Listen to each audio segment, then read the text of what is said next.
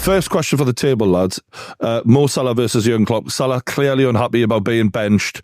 Who's in the right? Do you know, I started looking back, right, at all the games that he's been available for since the African Cup of Nations. Yeah. He's only played about 65% of the minutes available to him. And that might sound like it's all right, but you can see the frustration there, right? More often than not, he's being bought off as a sub. I think in the last 6 matches, he's completed the full 90 once or twice. More often than not, he's being bought off as a sub or bought on as a sub. Now, if you're Mo Salah, you're thinking it could probably be my last season at Liverpool. It definitely is last season at Liverpool. Yeah. If you're Mo Salah, you're looking at it and you're thinking whether I'm, hitting the form I have in years gone by or not. I am your most important player.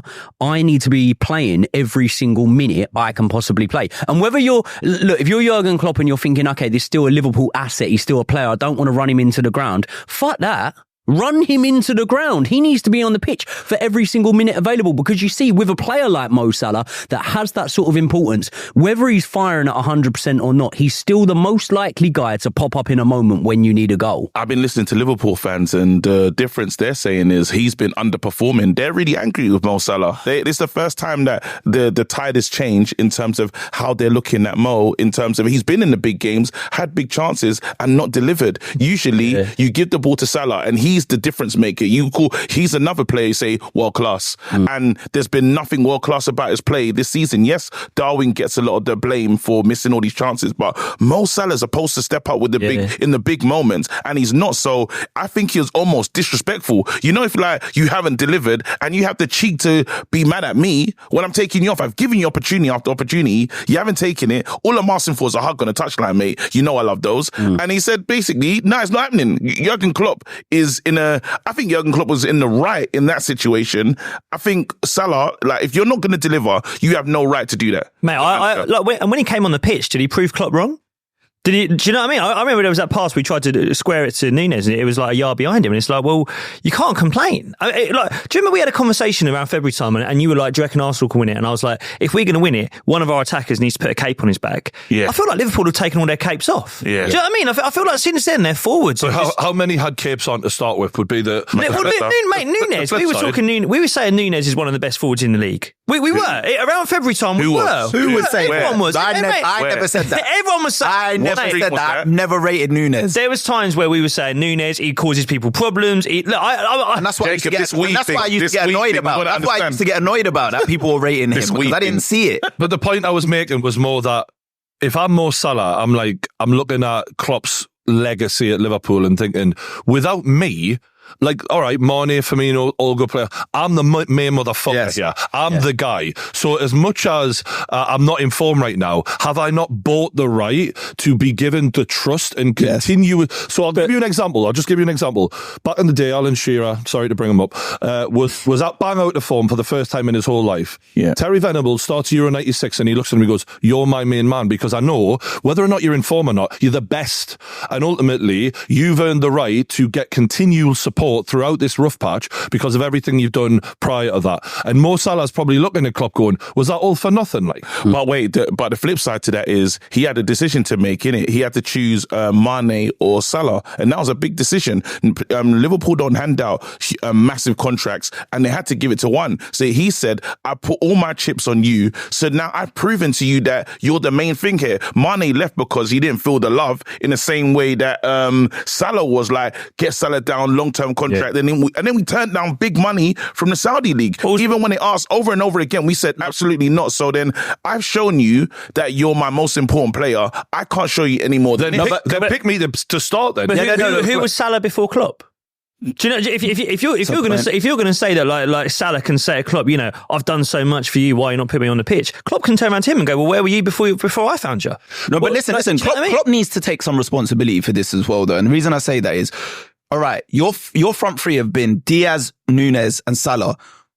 Diaz has probably been the most informed out of all of them, but none of them are really informed. None of them have been clinical. You look at the game against West Ham, I think they had 28 shots on goal. They had 70% possession. It's not like they're not creating chances. These guys are not sticking it in the back of the net. So then what does he do? He benches Nunez and Salah, puts in Gakpo, who hasn't been on form either, and then puts Harvey Elliott where Salah's supposed to be. Then you go to Salah, like you said, their best player in the last 10 years, and bring him on in the 79th minute. 10 minutes to go. It's not even like you brought him in the 60th or you're basically saying to Salah, here's 10 minutes to go and rescue the game. The junk minutes for a great player like him, isn't it? That's the what? It's the junk minutes. It's like, it's not 10 like minutes. You're not giving me enough. Like when Jacob says and win a title you didn't come on and impact the game, he's probably thinking, well, fuck me, give us some time, like, you know what I mean? Like, I'm not saying that any player should ever publicly disrespect their manager. I think that's wrong, but I understand where it's coming from. And when he says, if I speak, there'll be fire, he must be thinking, did all that fucking mean no? Harvey is a good player, but you're really going to start Harvey Elliott on the right over Mo Salah away from home against West Ham in the last breath of your title race. But do you know what? It's not just about. I'm not sitting here defending Klopp, by the way. I'm not saying that Klopp's right and Salah's wrong. Like, this isn't just about yesterday. I think this is about the title going up in smoke. Like, Salah has only spoken to the media 3 times in his time at Liverpool. 3 times, and one of them has been yesterday, and he didn't say much, but he said enough. What did he say again? Anything. The way he said it, if I speak, there's going to be fire. Woo! That is. You don't need to speak now, bro. You've said everything you need to say. I think over the course of this season, we've watched Liverpool, and like, I feel like Salah's been like on the touchline, further away from goal, bit deeper. Do you know what I mean? He hasn't been in the positions he was in years prior, where he was so close to goal, getting so many more chances. And I don't know whether it's over the course of a season, Salah's kind of going like, you've not optimised what you were doing with me previously. I don't know. I just... They could be... Do you know what? There's 2 things that I have a problem in football, though. I don't like player entitlement. I think that's like sneaking into the game heavily. Like, a manager's allowed to make a decision to get the optimum best out of the team. And what's happening now is that's almost, sometimes we call it a good decision. Leave this guy on the bench, chomping at the bit. So then when he comes on, reaction. And then after it's like, well, you don't want to be dropped again. With 4 games no, to but go. I'm saying that if you've been underperforming, I'm trying to get something from you. So this is why I've left you out, and I'm bringing you back in to see if you respond to that. But now players are writing notes and doing madnesses.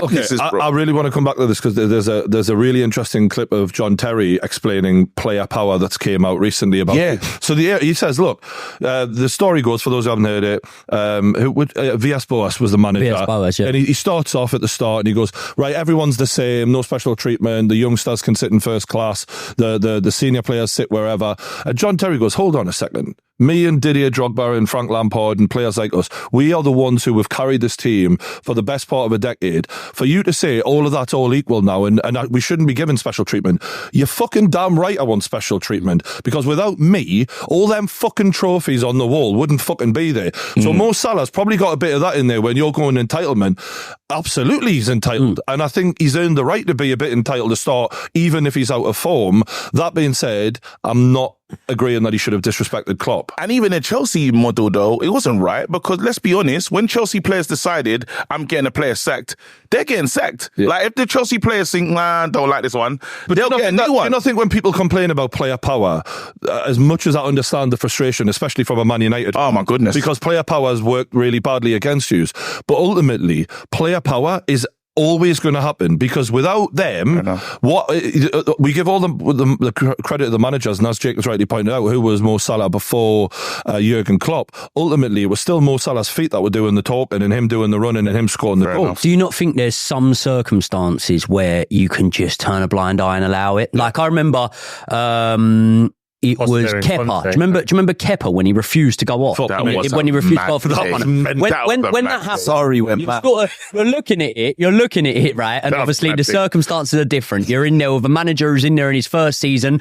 not really loved by the fan base, or you got a manager on their farewell tour, right? But what I'm saying here is, in that situation, you're looking at Kepa and you're thinking, mate, like, who are you? I know you brought him for a lot of money, but who the fuck are you to say you're not going off a pitch? Or he's looking at sorry, thinking, and he's looking at sorry. Yeah. And now, a word from our sponsors. Shout out to everyone who's supporting the Kickoff. I really appreciate you, especially our betting partner, StakeMate. If you want to support the Kickoff and help us make more content and you want to bet, then please do it on StakeMate. They are supporting the channel. They've been amazing to us. And also, they're going to give you a £5 free bet when you use the code TKO5. And the best thing about this app is that you can bet on it with your mates. I am going to start with your boys, Newcastle, to continue the good form and get an away win at Burnley. Who's the next one going to be then? I am going to go with a relegated Sheffield United to get a win against Nottingham Forest. That would be an upset, and I think we're going to need a couple of more since it's an acca. I'm going to go Chelsea to beat West Ham at the Bridge. Let's hope so. And I'm also going to go Crystal Palace to continue their good form against Manchester United at home. A Palace win. So that's 36-1 odds we've got on there. We've put a tenner on between the two of us. Hopefully it comes in.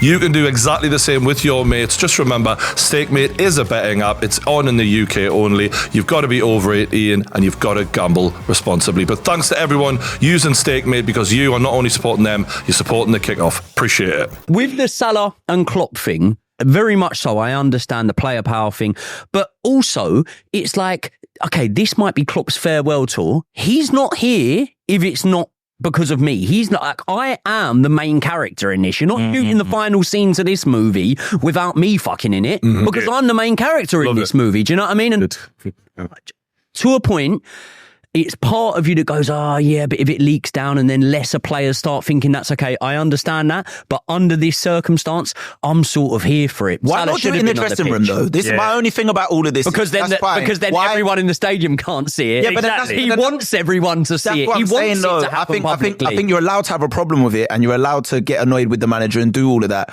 But I think once you start doing it in the public eye, I think Salah should just know a bit better than that. Because even when they were having a little argument and then it seemed to have died down, he went back for afters and then Nunes and them had to grab it. Did you see that? He had to grab him and that say, means he's furious. That means that this is a long-term thing. Just to move on a little bit from it, Liverpool, in a space of a few weeks where we were kind of thinking, you've got a real amazing path to a potential fucking quadruple here. Bottle jobs. Is it a bottle job? Man, no, bottle job. Come Bottled it. Oh, mate, I'm so sick of this bottle shit. You lost the league. We can't go to the and then you can tell me why it is. Define to me how you see it as so the reason I think some people would say bottle jobs is if you've maintained a level of consistency for so long, despite it being better than what we expected, like Joey said, and then out of nowhere, in a matter of a few weeks, games that you've just been dealing with, automatically you just completely collapse, and almost in consecutive games, it feels like you've mentally crumbled, and that's kind of what bottle job is, right? Yeah. So I think that there's a the Liverpool fans have had a go at me enough with the Klopp shit, but I do think as much as Liverpool have overperformed, I feel like there's been a mental collapse. And it happened when us bastards. Manchester United started this when they took Liverpool to the bitter end, and Liverpool for once came out empty-handed, and I think they'd given so much, and after that they've never recovered. Can I tell you where I think it started though? And I think we have to examine it now. And Rooney said it after the Merseyside derby when he announced that he was leaving at the end of the season, all the way back. When was this? January or February? We were discussing it, saying, well, is this a good thing? Either it's going to galvanise them and bring them together to give him the farewell, or it could end up being a detriment to them. And now that we've seen how it tailed off, I think it's good to revisit that now. I know it seems easy to say that things have gone tits up, but the reality is we were looking at it saying, would this be a problem? And you're looking at it now going, well, look, did you really need to say that you were leaving at the end of the season? Let's be honest, lads. Would Mo Salah be calling out Jurgen Klopp on the fucking pitch publicly if the pair of them weren't leaving at the end of the season? Well, so that changes the dynamic. Once people know, and I said this at the time, when I know you're not going to be here next season, the way I treat you as a footballer changes. Yeah. You're not in control of my future anymore. No. It's also when you've got a fucking $500,000 a week offer from Saudi Arabia in your inbox, that's when you start behaving differently. Because if you're like, what, a 31-year-old Mo Salah not performing on a huge wage, unless Saudi Arabia are offering you money, you're not going anywhere else. Yeah. Do you know what I mean? Let's be honest. But he's got 1 year left, hasn't he? So potentially, and look, we all know Saudi are going to come in with that insane offer, so he will probably go there. But 1 more year, Mo Salah at 32 years old is still a threat. No, but again, you have to remember the Man City dominance. While the Klopp feels that way about, oh my goodness, I need a rest, Salah's given his all to catch City, and he can't. So now you're telling me there's another country where it fits my lifestyle. I can go home, raise my family, I'm going. I am tired as well. I put this club on my back. We were how many points away? 1 point away in times. Yeah. I can't do this no more. The same way he's tired, the players could be tired. They've given everything, and they come so close. We were talking about the quadruple, and every year it feels like it's real. Every year it feels like they're gonna do it. But thank God for Man United in the FA Cup. I don't see it as a bottle. You don't think this is a bottle? The reason I don't see it as a bottle, for me, bottling is when you've got something in your pocket. When it's yours to lose. It was. They were They were top of the league for the longest. Jacob, 5 games ago, they're top of the Premier League. They've won 1 out of them 5 games. What about getting thrashed by Atalanta 3-0? Not. And they lost to Everton. They got thrashed by Atalanta 3-0. No, in the Europa League. Everton. They lost to Everton. Everton. I'm having like an out of body experience where I'm like, why the fuck are you defending Liverpool?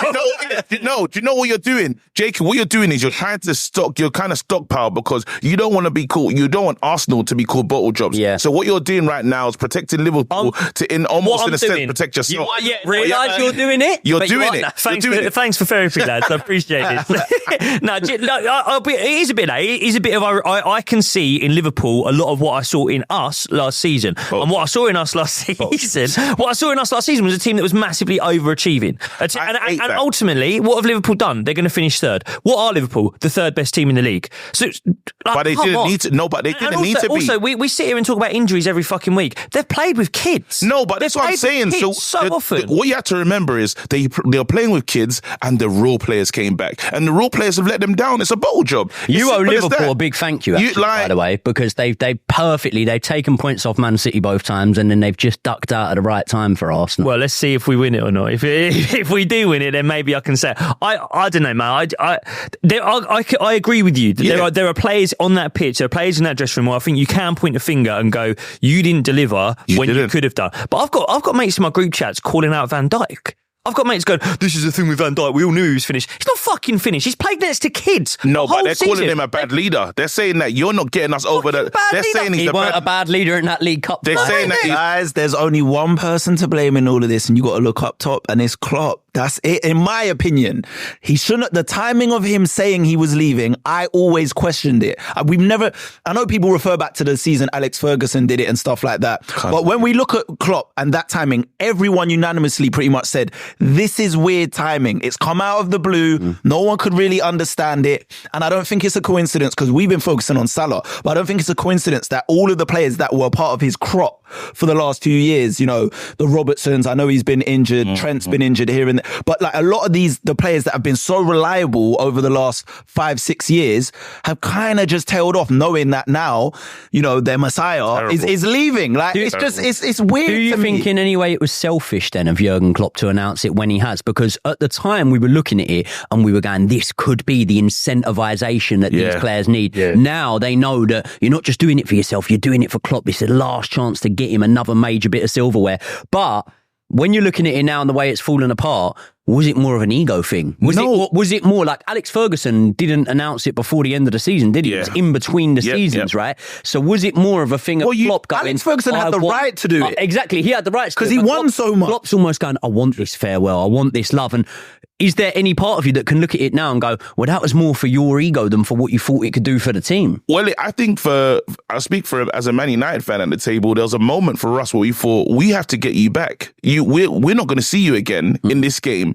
We have to get you. Like, it was one of those things, every Man United said we must, but even Everton fans, they haven't beaten them. And they're saying, you're not going to see you we're not going to see you on a touchline again. This is the last time that we get to, because he's not the most likable of man. The thing about Ferguson, everyone hates Ferguson except Man United fans, but those fist bumps in the crowd, we can't wait to see you on the We felt that at the Emirates as well. Now you say that, that's a massive... We felt that at the Emirates, because there was all that thing of like, oh, you're copying our celebrations. And, we'd lost in the FA Cup to them. So when they came to Emirates, we wanted to fucking pump them, and we beat them. The last time. And as much as that was a motivation for Klopp's players, as much as it was like, right, it's my farewell do, lads, you've got to perform, it was motivation for every other club in the country who were like, this is our last chance to slap you before he goes.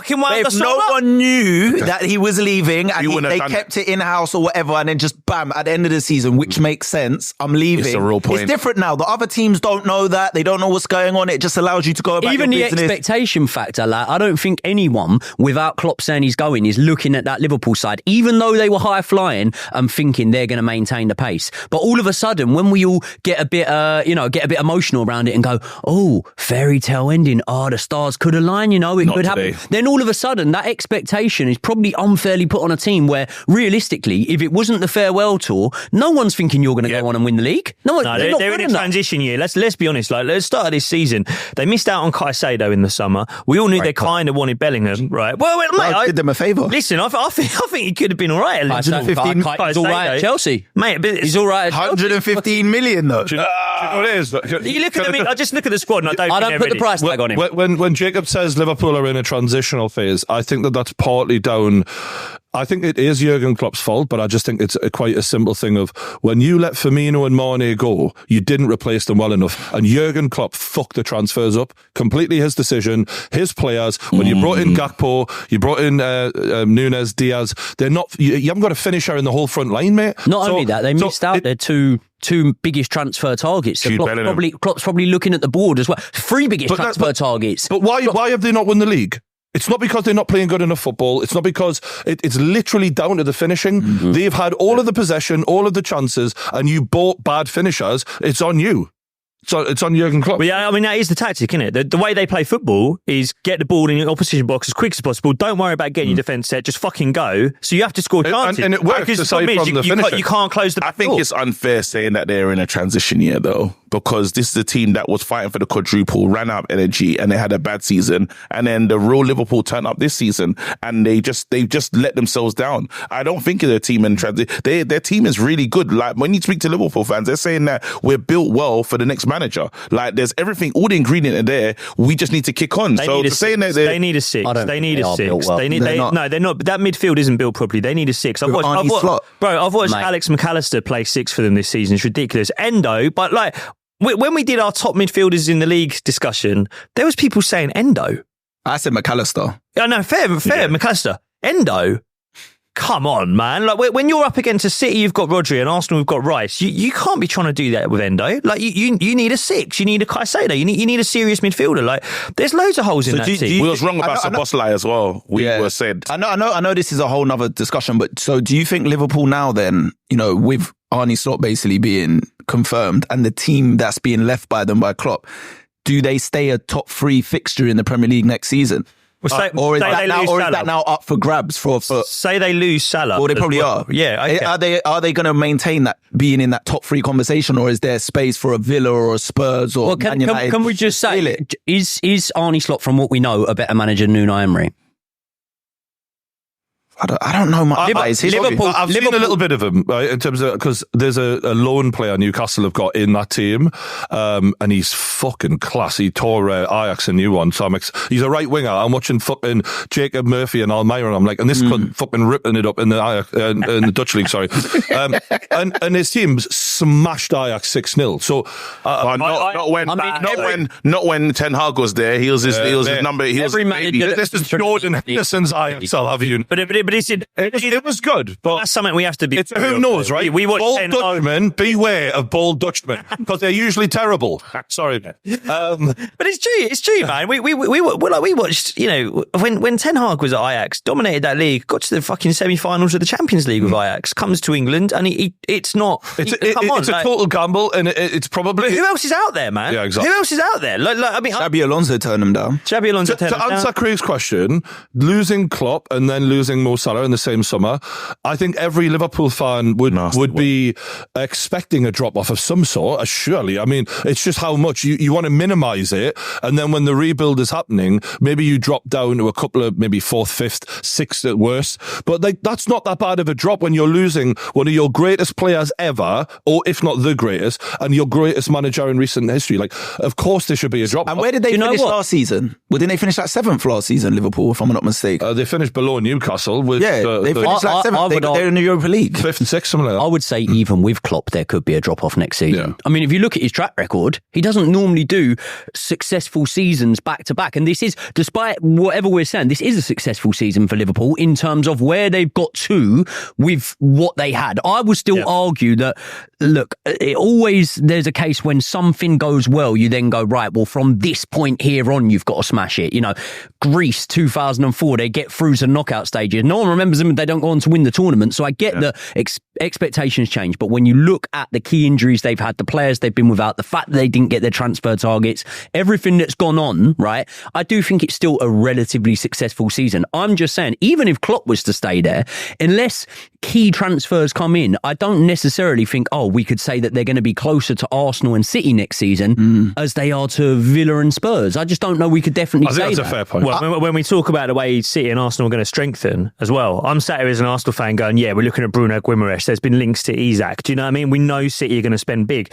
We're not hearing rumours with Liverpool with top players. Do you know what I mean? Like Liverpool don't do their business like that, though. One minute you hear no, but we heard a lot of rumours about Bellingham. No, that's the only rumour that we really heard. But Liverpool, they do signings. You don't even know they're linked to the player. 1 minute you hear someone Mbappe for ages as well. They chase Caicedo for weeks. Usually a Liverpool player, 1 minute you hear them linked with them. Fabrizio Romano, they're in a Liverpool shirt. Already, it's the deal's done. Surprise! They spent 80 million on Nunes. They're big spenders. They are. Spenders. I guess the point I'm trying to make is, I'm not looking at this next evolution of Liverpool. I'm not seeing them being linked with players that made me go, and I hear what you're saying. New technical directors. Remember, they brought in a new signings as well. So it's now we don't know what Liverpool's going to look like, but they're brand new. I just want to end this by saying, I told all of you for years that Pep was better than Klopp. You all tried it. You all tried to compare it for years. You Klopp lovers tried to tell me, you used all the excuses in the book, the money or whatever, and the man has quit. He bowed out. Really? He couldn't hack it. It was too stressful for him. And Pep's going to be riding into the sunset for years, still winning trophies. Pep won about 10 times more trophies than Klopp in this time. Don't ever compare them two again. Do you know that video, the Andrew Tate video? We'll just do that. We'll just play that. I told you all. He's in jail now. Klopp bowed out stressfully, man. He's like J. Cole. Oh no. We'll have a